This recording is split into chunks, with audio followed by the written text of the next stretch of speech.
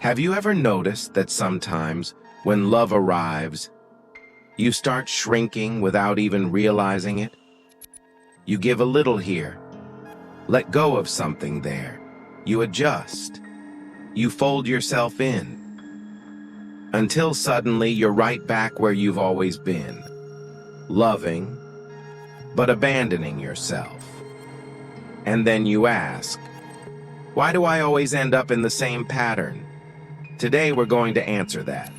In this video, you're going to understand why we repeat the same cycles in relationships, how to love yourself, inside love, how to recognize when you're losing yourself again, and how to build real bonds without going back to your old version. Today, you learn how to love without making yourself smaller. The way you love didn't start now.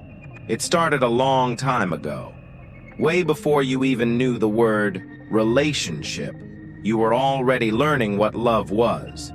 You learned by watching, by feeling, by absorbing every gesture, every silence, every absence. And without noticing, you started writing an internal manual about how you should behave when someone comes close. Maybe you learned that love meant caring until it hurts. That love was putting the other person first, even when you were bleeding on the inside. You saw someone doing that, and you thought that's how you keep people from leaving. Maybe you learned that love meant swallowing so you wouldn't hurt anyone, that your emotions were too much, that your tears were heavy, that your needs were demands. So you trained yourself to pull back, to not ask, to not bother. Maybe you learned that love meant staying so you wouldn't lose, even when the relationship was already empty, even when you no longer recognized yourself, because leaving felt worse than slowly disappearing. Or maybe you learned that love meant giving in to be seen, that you had to become useful, indispensable, perfect, to deserve to be chosen. And you tried so hard for so long, that you forgot who you were before you started trying to be enough. Maybe you were praised when you were easy, when you smiled even while hurting, when you agreed even while disagreeing, and you were rejected, ignored, or punished when you were truthful, when you cried, when you said no, when you showed your anger or your pain. So you trained yourself to be acceptable, not authentic. You learned the version of you that worked, the version that didn't scare anyone, didn't disturb, didn't disappoint. And that version became your armor, your survival strategy. And now, as an adult, your heart is still trying to survive using that old method. You still act like you have to prove that you deserve to be loved, as if love were something you win by being perfect and lose by being human. You love so you won't be abandoned, but in the process, you abandon yourself. You let go of what you feel, what you think, what you dream.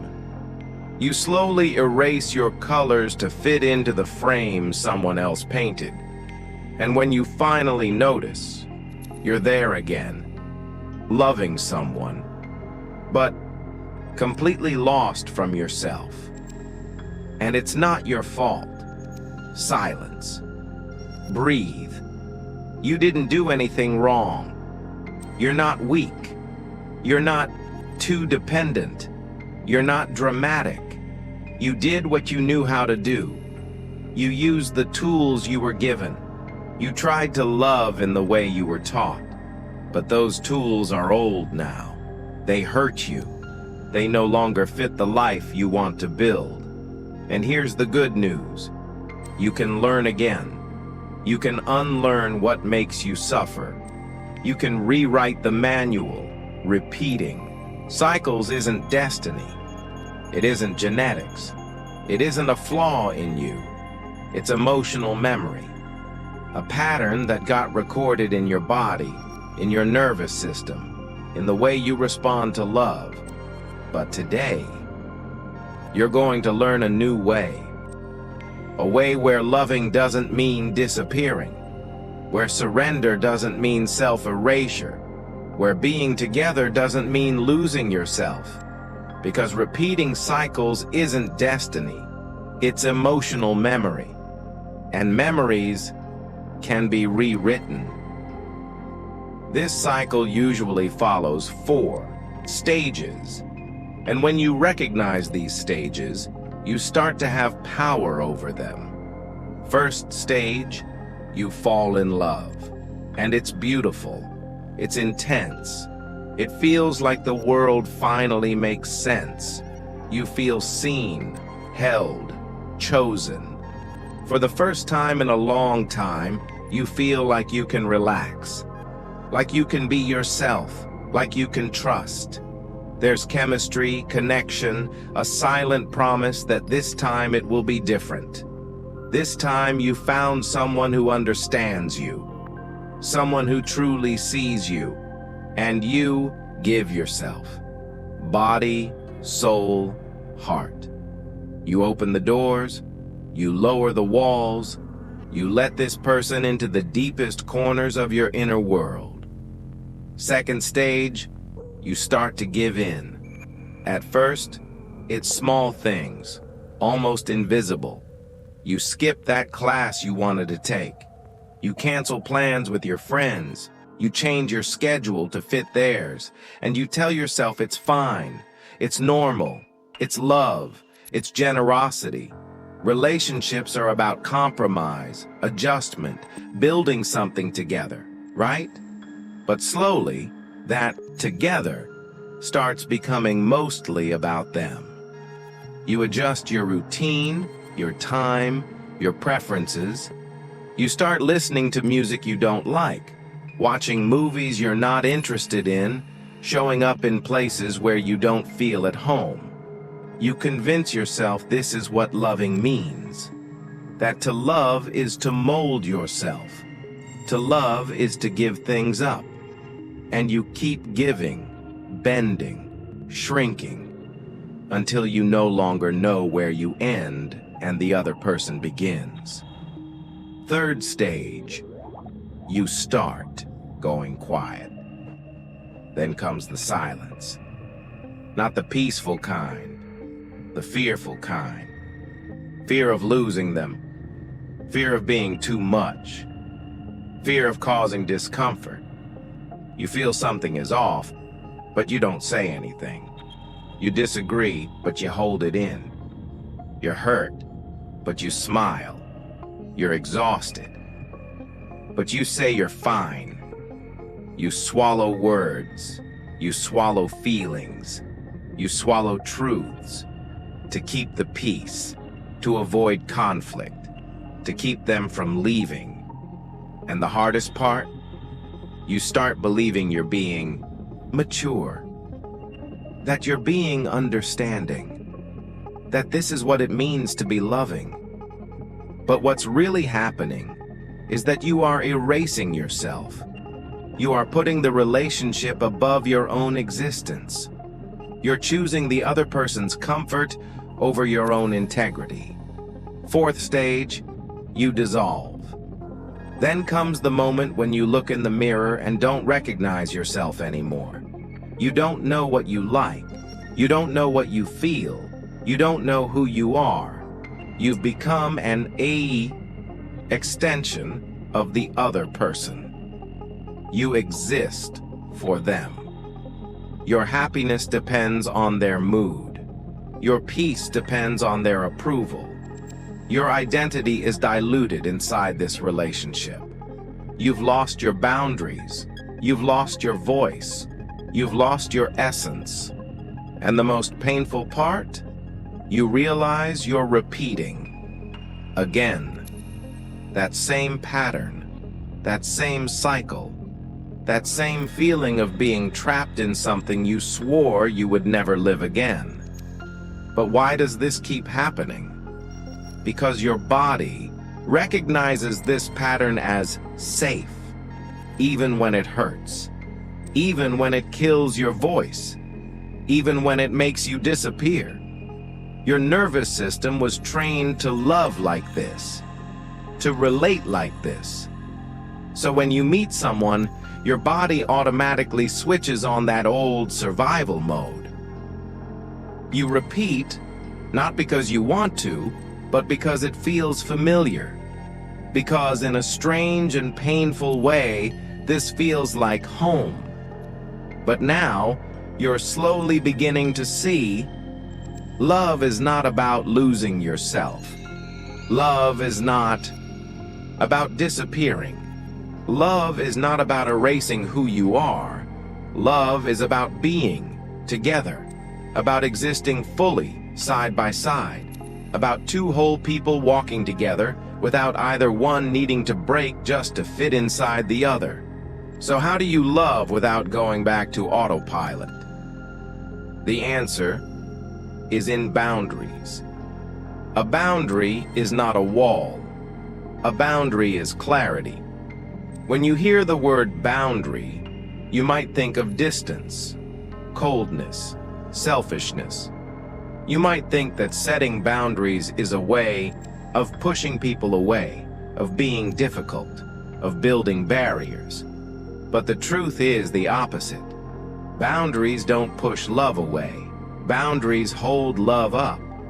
Boundaries are what allow you to stay without losing yourself. Boundaries are what make it possible to love without dissolving. A boundary says, this is what I can do. This is what I can't. And I'm telling you this because I want to stay. It's not about rejecting the other.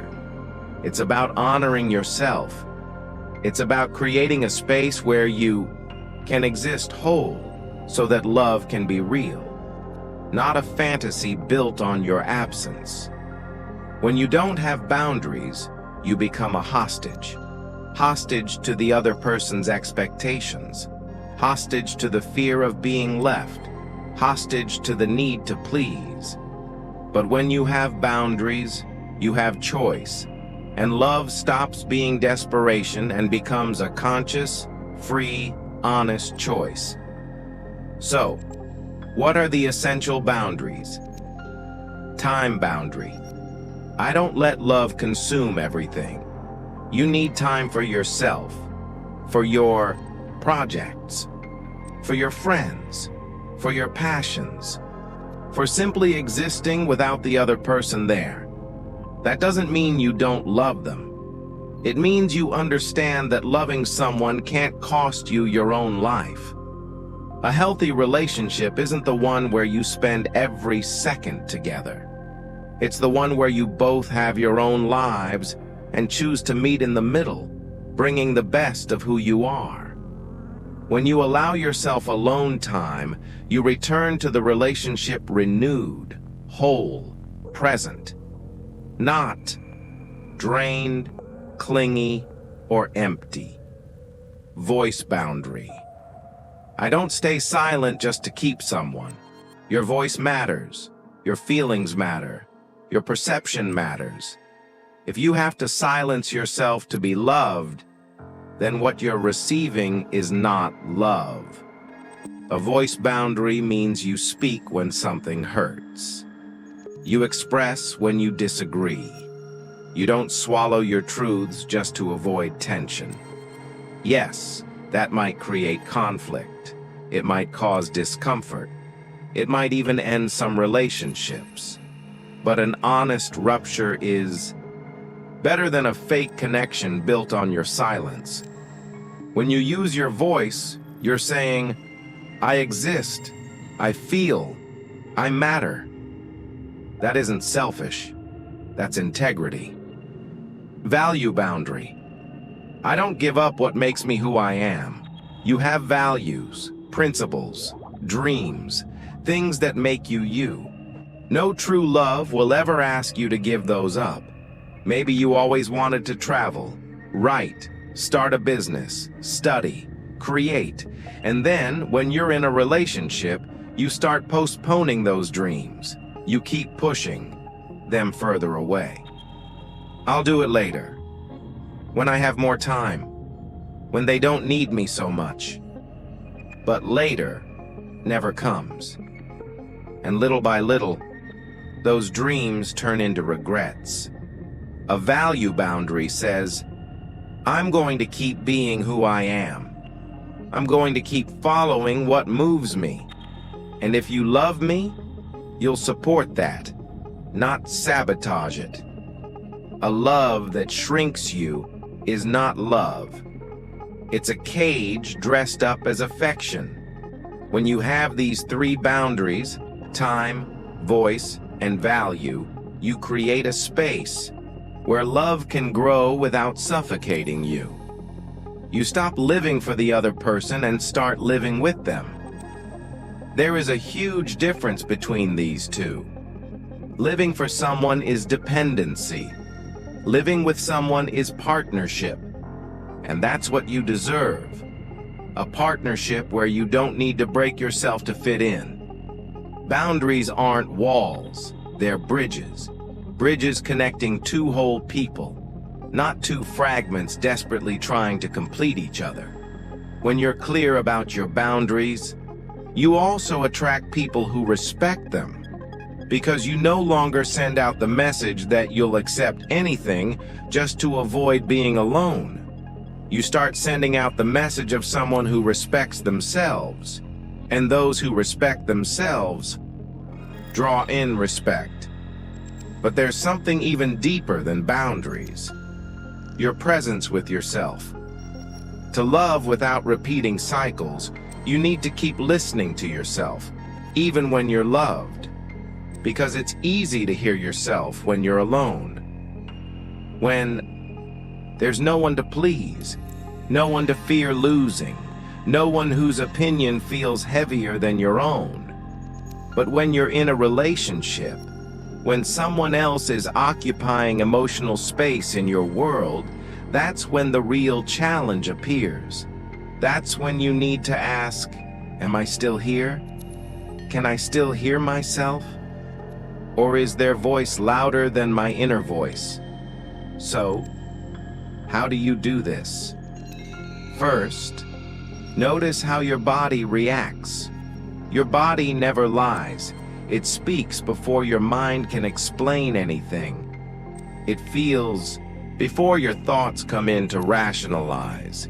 When you're losing yourself, your body warns you. It tightens, it locks up, it gets sick. Notice when your chest tightens, when your breathing gets shallow, when your stomach clenches, when you feel a lump in your throat and don't know exactly why. These are signs, signals that something is out of alignment, that you're betraying yourself in some way. Second, notice when your voice gets smaller, when you start speaking more softly, when you hesitate before saying what you feel, when you rehearse your sentences in your head over and over before saying anything, when you notice you're always editing yourself, filtering, shrinking, adjusting your words to control how the other person will react. This is a sign that you're over-adjusting, that you're placing their comfort above your own truth. And when you see that happening, you need to pause, breathe, and ask yourself, why am I afraid of being myself? Third, notice when you feel small. That sense that you're not enough, that you have to prove you deserve to be there. When you feel like you're competing for attention, for affection, for validation from someone who should love you freely. When you feel like you have to be perfect, that any mistake might cost you the relationship, that you're always walking on eggshells. That sense of smallness is an alarm saying, you're losing yourself, come back. And when these signs appear, what do? You stop, you breathe, and you return to yourself. You ask, what am I feeling right now? What do I really think about this? What do I want? Regardless of what they want, you return to your inner name. That name no one uses, but that is your essence. That space inside you that belongs only to you, that no one can touch, invade, or erase. Loving someone should never cost you your own existence. Never. If you feel like you're disappearing, something is wrong. It might be the dynamic. It might be the person. It might be your own pattern playing out again.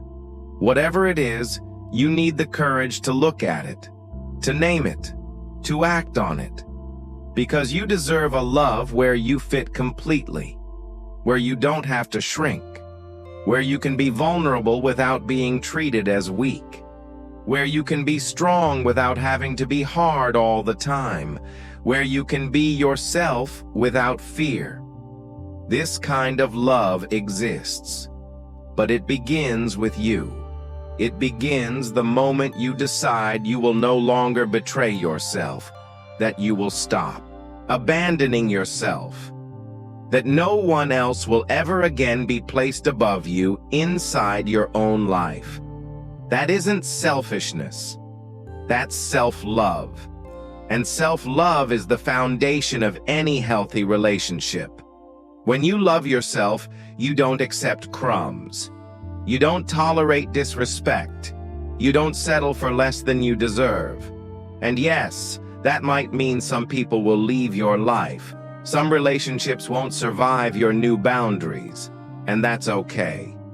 Because better to be alone and whole than accompanied and broken. Better conscious solitude than a presence that erases you. And when you choose yourself, when you decide you won't lose yourself for anyone ever again, something powerful happens. You start attracting people who see you, truly see you. People who don't want an edited version of you, who don't need you to be smaller so they can feel bigger. You start building relationships where there is space for both people, where there is respect, where there is exchange, not sacrifice. And in these spaces, you finally discover what it means to love without abandoning yourself, to love and still be you, to surrender without disappearing, to be together without leaving yourself behind. Maybe no one has ever told you this before, but you can be loved without shrinking. You can be wanted without going silent. You can be seen without fading. You don't have to choose between love and freedom. The right kind of love gives you both. The right love expands you. It doesn't reduce you. It strengthens you. It doesn't drain you. It lights you up. It doesn't dim you. And if you've never found that kind of love yet, it doesn't mean it doesn't exist. It means you're still learning how to recognize it. You're still learning how to let it in. You're still unlearning the patterns that told you love had to equal suffering. But today, you've taken a step.